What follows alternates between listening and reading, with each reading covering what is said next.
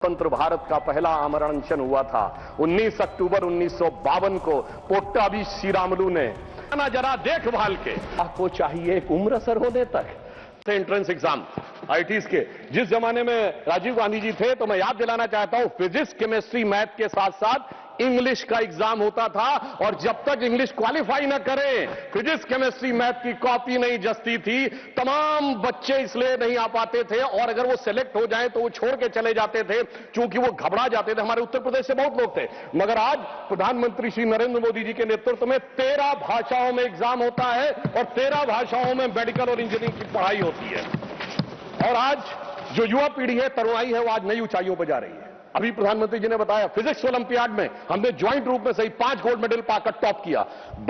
Chemistry biology और math के olympiad में शानदार प्रदर्शन हमारे बच्चों ने किया। आप अगर देखें तो अभी स्काई रूट कंपनी ने भारत का first space satellite Vikram 1 launch किया और जिसकी एवरेज एज 28 साल है। और यह भी याद करिए इस समय हमारे बच्चों के युवाओं के प्रतीक कौन गुकेश डोमराजू जो 18 साल की उम्र में वर्ल्ड चेस चैंपियन बना, वो देवव्रत महेश रेखे जिसने 19 साल की उम्र में दंडकम पारायण शुक्ल यजुर्वेद का करके दिखा दिया। यह है हमारी एक्चुअल जेनजी की प्रतिभा और इस प्रतिभा को निखारने और संवारने के लिए हमारी सरकार पूरी तरीके से प्रतिबद्ध है और वो कितनी संवेदनशील है उसका प्रमाण उपसभापति महोदय यह है कि हमारे इसी सदन के नेता माननीय नड्डा जी और पीएमओ में राज्य मंत्री जितेंद्र सिंह जी दोनों गए और उन्होंने सोनम वांगचुक जी का अनशन समाप्त करने में सफलता हासिल की। पर संवेदनशीलता के अलंबरदारों से मैं पूछना चाहता हूं स्वतंत्र भारत का पहला आमरण अनशन हुआ था 19 अक्टूबर 1952 को पोट्टाभी श्रीरामुलु ने किस लिए कि आंध्र को अलग किया जाए मगर सभापति महोदय 15 दिसंबर 1952 तक और उनकी मृत्यु हो गई उस आमरण अनशन में मगर सरकार के कान पर जूं नहीं रोकी थी। यह दिखाता है कि कितनी संवेदनशीलता थी और कितना। फिर हमारी सरकार ने जो भी कार्य किए 2 चक्र की वार्ता की माननीय नड्डा जी ने और माननीय जितेंद्र सिंह जी ने। उसके बाद फास्ट ट्रैक कोर्ट का अनाउंसमेंट प्रधानमंत्री जी ने किया, कैबिनेट में कठोर प्रावधानों वाला बिल पास किया, मध्य रात्रि में छात्रों के लिए संदेश किया और छात्रों की भावनाओं का सम्मान करते हुए हमारे शिक्षा मंत्री धर्मेंद्र प्रधान जी ने इस्तीफा दिया जिन्होंने अपने कार्यकाल में कई उल्लेखनीय सकारात्मक कदम उठाए थे। और उसके बाद प्रधानमंत्री जी ने श्री नंदन नीलकर्णी जी के नेतृत्व में एक हाई पावर टास्क फोर्स बनाई। मगर सभापति जी मैं समझ नहीं पाता हूं हाई पावर टास्क फोर्स के सदस्यों का विद्वान सदस्यों का उल्लेख करते हुए ये गोमूत्र कहां से बीच में आ जाता है, यानी समझ में नहीं आता है जिसका कोई रेलेवेंस नहीं उस टॉपिक से। तो मैं बताना चाहता हूं जिनको गोमूत्र की भी समस्या है तो मैं उन्हें बताना चाहता हूं गोमूत्र का anti bacterial anti fungal medicinal value के लिए यूएस में पेटेंट है and the patent number is 6410059 और गोमूत्र का बायो एनहांसर के रूप में यूएस में साइंटिफिक पेटेंट है 6896907। मगर सर क्या करें दिमाग में मैकाले मार्क्स का गोबर भरा हुआ है तो उन्हें कहां से समझ में आएगा सर। अगर यह आत्मविश्वास होता जैसे प्रधानमंत्री जी ने all India institute of Ayurvedic science जो बनाया ये 50 साल पहले बन गया होता तो सभापति महोदय हमें हल्दी नीम और तुलसी के पेटेंट के लिए लड़ाई नहीं करनी होती, हम आज लीडर बन के खड़े होते। मगर क्या बताएं ये विज्ञान में पश्चिम के अंधभक्त हैं और उस अंधभक्ति की कीमत इस देश ने चुकाई मगर प्रधानमंत्री जी ने आकर उसको एक नई राह दिखाई है। मैं ये भी बताना चाहता हूं हम इस विषय को लेकर किसी भी प्रकार का मजाक नहीं करते, हम पूरी तरीके से संवेदनशील होकर कार्य कर रहे हैं और इस गंभीरता के लिए जो ये बिल आया है हमारे 3 मूल मंत्र हैं। छात्रों के प्रति संवेदनशीलता, शिक्षा व्यवस्था के लिए व्यवस्था की सुदृढ़ता और पेपर लीक जैसे अपराध के लिए कानूनी कठोरता। Which I can say in English, we are having a sensitive approach, secure process and a stringent law. So triple S is our main motto how to ensure these things. और मैं यह भी कहना चाहता हूं कि इस विषय पे 2 पक्ष हैं, एक लीगल यानी वैधानिक पक्ष और दूसरा है राजनीतिक पॉलिटिकल पक्ष।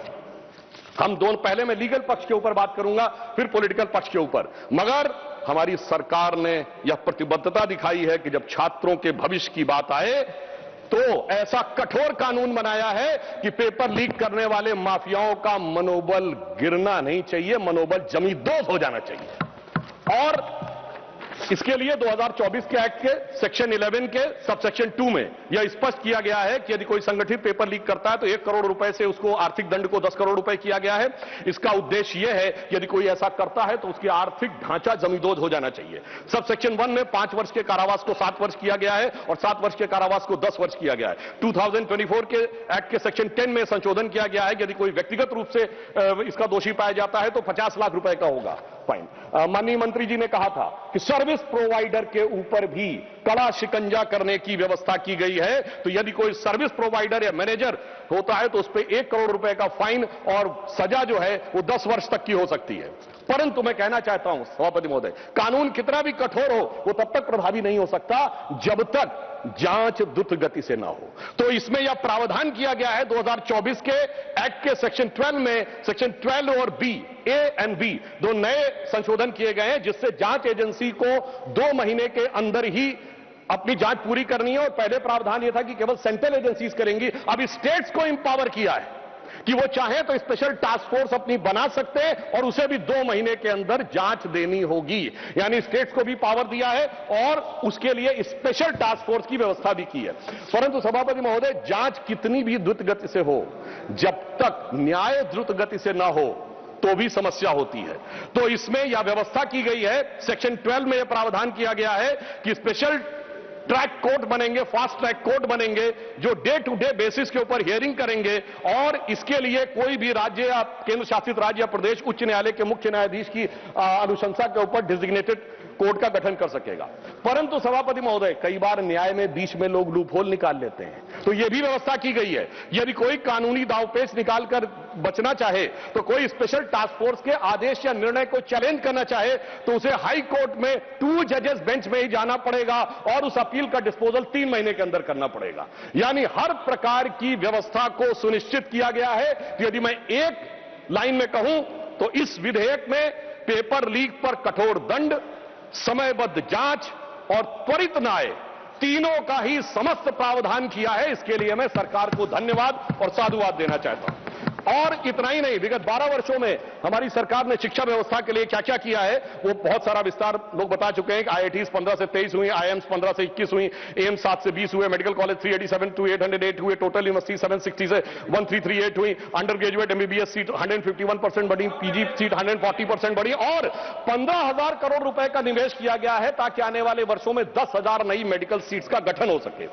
सरकार ने 50,000 करोड़ रुपए का निवेश 2023 में अनुसंधान रिसर्च फाउंडेशन के लिए किया है और यह भी व्यवस्था की है कि 6,000 हमारे जो कॉलेज है 6,300 संस्थाओं में 1 नेशन 1 पोर्टल, ताकि इंटरनेशनल जो हमारे जर्नल्स होते हैं वो फ्री में अवेलेबल हो। 13,000 टॉप जर्नल्स आप कोई भी बच्चा जाके वहां से डाउनलोड कर सकता है। और इतना ही नहीं है सभापति महोदय, विगत 12 वर्षों में क्यूएस वर्ल्ड रैंकिंग में, जहां 2014 से पहले हमारे संस्थानों की संख्या सिंगल डिजिट में थी, आज 54 इंस्टीट्यूट हमारे ऐसे हैं जो क्यूएस वर्ल्ड रैंकिंग के ऊपर जिनकी रैंकिंग होती है। और मैं यह भी बताना चाहता हूं, आज भारत की शिक्षा व्यवस्था के प्रति क्या आकर्षण उत्पन्न हो रहा है। 58,000 से अधिक विदेशी छात्र आके पढ़ रहे हैं। आज स्थिति यह है कि पहली बार हमारे संस्थान आईआईटी मद्रास का जंजीबार में कैंपस बना है, आईआईटी दिल्ली का अबू धाबी में बना है, आईएम अहमदाबाद का दुबई में बना है और अभी प्रधानमंत्री जी इंडोनेशिया गए थे तो पहली बार आईएम बेंगलोर के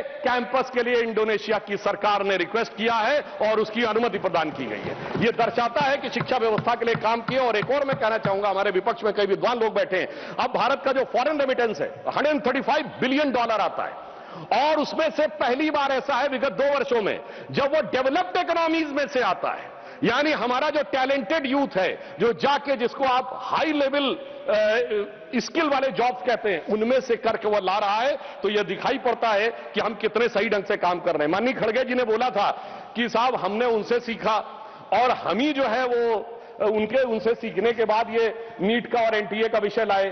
तो मैं कहना चाहूंगा, माननीय मंत्री जी ने बोला था कि 1992 में अवधारणा दी थी और उसके बाद 2014 तक राह देखते ही रहे। इसे कहते हैं आंख को चाहिए एक उम्र असर होने तक। तो इसलिए मैं कहना चाहता हूं वो वास्तविकता में मोदी जी की प्रतिबद्धता से वह विषय सफल हुआ। और मैं उस डिटेल में नहीं जाना चाहता, बहुत सारे डिटेल्स माननीय मंत्री जी ने बताए किसके कालखंड में क्या क्या पेपर लीक हुए, पर एक उदाहरण देना चाहता हूं। ये तो अपने नेताओं के प्रति संवेदनशील नहीं है। मैं याद दिलाना चाहता हूं राजस्थान में कांग्रेस के शासनकाल में एक यात्रा निकली थी, पदयात्रा, अजमेर से जयपुर तक।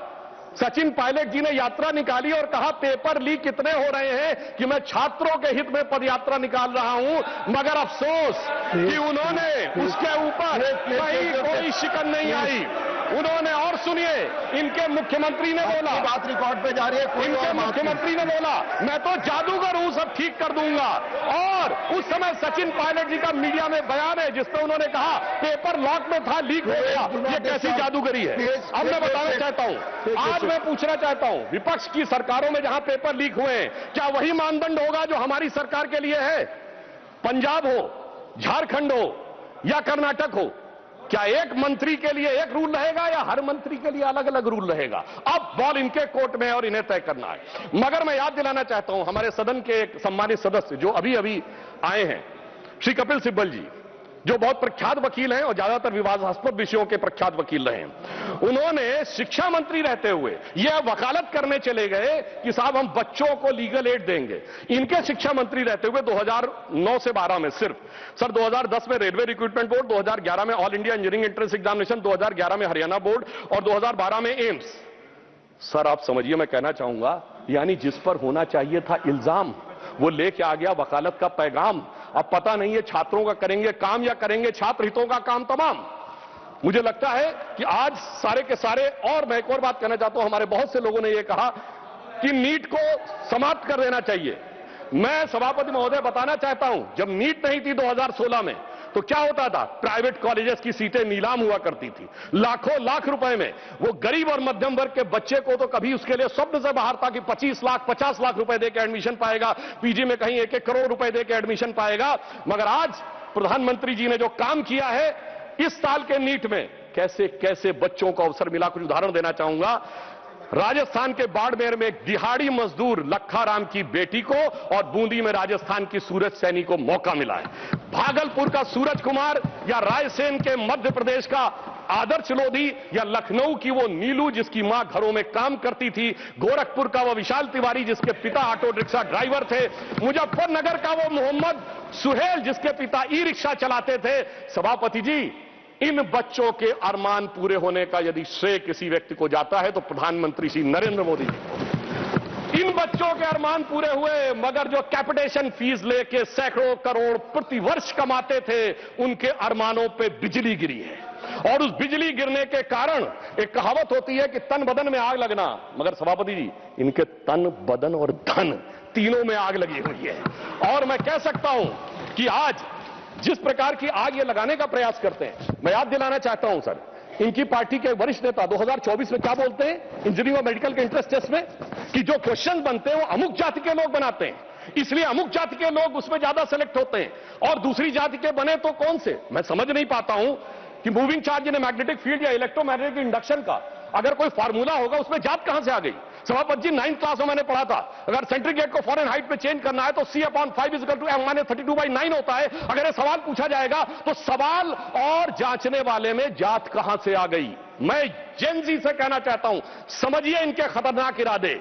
ये उस समय भी आपको गुमराह करने में लगे हुए थे और आज आदरणीय खड़गे जी ने कहा कि SC ST OBC के रिजर्वेशन के बारे में। सभापति महोदय, शिक्षण संस्थाओं में SC ST OBC का रिजर्वेशन, बिजला जी ने बोला था सर, जैसे ही दूसरा वाला वोट बैंक दिख जाता है, AMU SC ST OBC reservation साफ, Jamia Millia Islamia SC ST OBC का रिजर्वेशन साफ, कश्मीर में SC ST रिजर्वेशन देने की जरूरत ही नहीं है। हजारों संस्थाओं को माइनॉरिटी घोषित करके SC ST OBC का रिजर्वेशन साफ। और याद करिए सर, कश्मीर में यह प्रावधान था कि वाल्मीकि समाज की एक बच्ची जब वो PhD करके गई कि यूनिवर्सिटी में लेक्चरर बनना है तो उससे कहा गया तुम्हारे डोमिसाइल के हिसाब से तो सिर्फ सफाई कर्मचारी बन सकते हो। और ये लोग आके आज मनुस्मृति की बात करते हैं। मुझे लगता है कि आज वो धारा 370 हटने के बाद उन्हें वास्तविक अधिकार मिला है।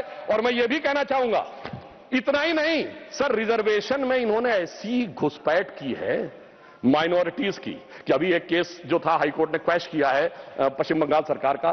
सर इन्होंने OBC के आरक्षण में ऐसा किया, आगे का दरवाजा खोला, पीछे का दरवाजा खोला और रोशनदान भी खोल दिया कि किस प्रकार से अपने वोट बैंक के सारे लोगों को माइनॉरिटी में लाया जा सके। अब मैं यह भी कहना चाहता हूं सर, खड़गे जी ने जो कुछ भी बोला, अब उस विषय के ऊपर मैं बोल चुका हूं, इसलिए मैं दोबारा नहीं बोलना चाहता, मगर फिर मैं बताना चाहता हूं, आज समाज में जो लड़ाई लगाने की बात की जाती है, आई जस्ट रिपीटिंग क्विकली कि डॉक्टर अंबेडकर ने अपनी किताब हु और शूद्राज में chapter number 1 page number 1 paragraph number 3 में लिखा है, there is no connection of modern day schedule caste with the Vedic age Shudras. Second, उन्होंने द अनटचेबिलिटी में लिखा है, पेज नंबर 155 पे आप कहेंगे तो मैं अभी आपको ऑथेंटिकेट कर सके दे सकता हूं, जिसमें उन्होंने लिखा देयर वाज नो अनटचेबिलिटी, मनुदेरा started on 4th century, subsequent become on 8th century. अब 8th सेंचुरी से इस देश में क्या हुआ था, ये भी याद रखने की जरूरत है। पर मैं ये कहना चाहता हूं सर, एक और बात, कि आज जो लोग कॉम्पिटिटिव एग्जाम वाले बच्चों के लिए कि नेता बनने का प्रयास कर रहे हैं, सर उन्होंने कभी जिंदगी में कंपटीशन देखा है? कभी नहीं देखा सर। ये वो नेता हैं जिन्होंने एजुकेशन में कंपटीशन नहीं देखा, नौकरी में कंपटीशन नहीं देखा, पॉलिटिक्स में कंपटीशन नहीं देखा, और अपनी पार्टी में तो ऐसी रेस दौड़ते थे जिसमें एक ही आदमी दौड़ना होता था। तो आप सोचिए कि जिन्होंने कभी रियल में कॉम्पिटिटिव एग्जाम क्वालिफाई नहीं किया, मतलब फेस ही नहीं किया। दूसरी तरफ हमारे नेता नरेंद्र मोदी जी जमीन से एक एक परीक्षा को पूरे करते हुए किस प्रकार से उभर कर सामने आए, तो साफ समझा जा सकता है। मैं सर कोट करना चाहता हूं, सर दुनिया की सबसे बड़ी, सर आप अपने टर्न में बोलिए, दुनिया की सबसे बड़ी कंपनी एनवीडिया के चीफ सर जेनसेन हुआंग ने 23 सितंबर 2024 को कहा है, एनवीडिया के सीईओ ने, उसने कहा whenever I meet PM Modi I find an incredible student in him.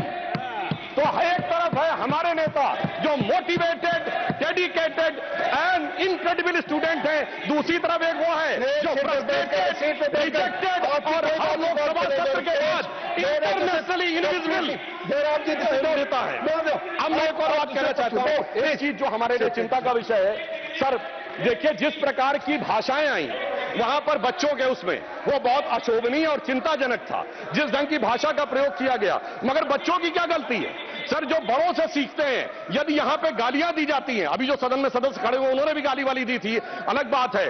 प्रधानमंत्री जी को बिहार में मां की गाली दी जाती है, आखिर में बच्चे बड़ों से ही सीखते हैं। तो मुझे लगता है ये अभी ध्यान रखना चाहिए। मगर मैं दलगत भावना से अलग होकर कहता हूं, आज जो कुछ आपने सुना, हम इस तरफ पक्ष के हों या उस पक्ष के हों, क्या हमें नहीं लगता कि इस विषय को लेकर हमें चिंता होनी चाहिए? इस पे पूरे सदन को चिंता होनी चाहिए और इसका मार्ग प्रशस्त होना चाहिए। इसलिए मैं सदन की तरफ से कहना चाहूंगा कि शील, विनय, आदर्श, सभ्यता तार बिना झनकार नहीं है। शिक्षा क्या स्वर साध सकेगी यदि नैतिक आधार नहीं है? और मैं यह भी बताना चाहता हूं सर, मैं जेन जी से भी कहना चाहता हूं कि आपने एक गाना सुना होगा, यही उम्र है कर ले तू गलती से मिस्टेक। तो मैं बच्चों से बताना चाहता हूं, ये पानी की बोतल 10 रुपए की आती है, मगर Instagram free, Facebook free, WhatsApp free, Twitter free, ये फ्री क्यों दिया जा रहा है भाई? जबकि वो सभ्यता क्या कहती है, there can never be a free lunch, if there is a free lunch there has to be poison in it. तो मैं समझना चाहता हूं, वो फ्री आपको इसलिए दिया जा रहा है ताकि आपके दिमागों को कैप्चर किया जा सके। इसलिए मैं पुनः 1997 की एक मूवी है यस बॉस, जो शाहरुख खान और जूही चावला थे, तो वो अपने बॉस को सोचती है कि वो मेरे लिए अच्छा कर रहा है, मगर वो उनको ट्रैप में फंसा रहा था। तो एक गाना था, बड़े टेढ़े मेढ़े दुनिया के रास्ते, खतरे ही खतरे हैं तेरे वास्ते। तो मुझे लगता है कि जेन जी को इस विषय के ऊपर समझना चाहिए। और मैं यह भी कहना चाहता हूं युवाओं से, याद रखिए योग, भोग, संग्राम तीनों जवानी के काम। और याद रखिए 80% लोग भोग में और 20% लोग संग्राम में पड़े हुए हैं। बहुत संभल कर आगे कदम बढ़ाना होगा। इसलिए मैं कहना चाहता हूं कि आज जब छात्रों के आंदोलन में कुछ ऐसे अवांछित तत्व आ गए थे, और ये मैं हवा में नहीं बोल रहा हूं, 23 जुलाई को 9:30 पे सोनम वांगचुक जी का ट्वीट है जिसमें उन्होंने ये कहा कि भाई मुझे बहुत पेन है कि कुछ एंटी सोशल एलिमेंट्स आ गए। बच्चों से कहूंगा सावधान रहिए, ये बड़े खतरनाक एलिमेंट हैं। ये अवसरवादी, अराजकतावादी हर आंदोलन में चले जाते हैं, सीए में भी चले जाते हैं, किसान में भी चले जाते हैं, कुछ पहलवान में भी चले जाते हैं, आज बच्चों में भी। तो ये वो मुखौटा है जो कभी मुसलमान के पीछे छुपता है, कभी किसान के पीछे छुपता है, कभी पहलवान के पीछे छुपता है, आज नौजवान के पीछे छुपा है। इसलिए मैं कहना चाहूंगा बच्चों से कि देखिए वो जो बच्चे हैं वो तो भटके हुए नौजवान हैं सर, बच्चे तो भटके हुए नौजवान हैं, मगर सत्ता के लालच में पक्की दाढ़ी वाला एक लटका हुआ नौजवान भी है, उससे उनको बहुत सावधान रहने की जरूरत है। और मैं सर बस 1 मिनट में खत्म कर रहा हूं सर, प्रधानमंत्री जी ने और गृह मंत्री जी ने यह ध्यान रखा, हिंदी में एक कहावत है कि गेहूं के साथ घुन न पिसने पाए। हमने ध्यान रखा कि उन अपराधी तत्वों के बीच में बच्चों के साथ किसी प्रकार का वो ना होने पाए। तो मैं सिर्फ ये कहना चाहूंगा, हमारा उद्देश्य है संवेदना, संवाद के साथ समाधान खोजना, इनका है दुष्प्रचार, अराजकता के साथ घमासान मचाना। और बस अंतिम पंक्ति कह के समाप्त करता हूं। मैं बच्चों से कहना चाहता हूं, प्रधानमंत्री जी ने जिन विपरीत परिस्थितियों में निकाला है, कि वो पुराना गीत हम सबने सुना होगा, हम लाए हैं तूफान से कश्ती निकाल के, इस देश को रखना मेरे बच्चों संभाल के, हर एक कदम उठाना जरा देखभाल के। और अंत में कहना चाहूंगा बच्चों से यह भी कि हां, हो सकता है कुछ कष्ट आपको हुआ हो, मगर हम उन लोगों में से नहीं हैं जो अभिमानी राम गोपाल जी कहते थे, कार सेवक चढ़ तो गए थे मगर चिपक गए, साथ साथ के गोलियां मारी गई थी, कनपट्टी पर सटा के गोलियां मारी गई थी। इसलिए मैं यह भी कहना चाहता हूं सर, अंत में प्रधानमंत्री जी की तरफ से बच्चों के लिए और युवा पीढ़ी के लिए कि चमन को सींचने में पत्तियां कुछ झड़ गई होंगी, यही इल्जाम हम पर लग रहा है बेवफाई का, मगर कलियों को जिसने रौंद डाला अपने हाथों से, वही दावा करे है चमन की रहनुमाई का। धन्यवाद।